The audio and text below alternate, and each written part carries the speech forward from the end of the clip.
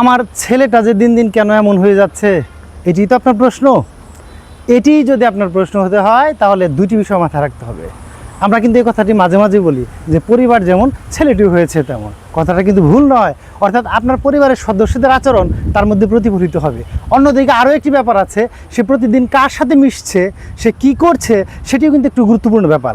অর্থাৎ তার যে মেলামেশা, সে তার সঙ্গী কারা, তাদের সাথে তার কতটুকু সময় ব্যয় করে, অথবা আপনার পরিবারের সাথে সে কতটুকু সময় ব্যয় করে, এই বিষয়গুলো অবশ্যই আপনাকে খেয়াল রাখতে হবে। অর্থাৎ দেখতে হবে যে আপনার পরিবারের সদস্যদের আচরণ যদি ভালো হয়, আপনার ছেলের আচরণ এবং তার যে চিন্তাভাবনা সেটি কিন্তু ভালো হবে। অন্যদিকে ও যার সাথে মিশছে তারাও যদি ভালো হয়, বুদ্ধিমান হয় এবং যথেষ্ট মেধাবী এবং জ্ঞানী হয়, তাহলে দেখবেন আপনার ছেলেটিও মেধাবী, বুদ্ধিমান এবং জ্ঞানী হয়ে উঠছে। তার মানে এই যে কথাটি আছে, সৎ সঙ্গে স্বর্গবাস আর অসৎ সঙ্গে সর্বনাশ, তো এই কথাটার কিন্তু আসলে ভিত্তি রয়েছে।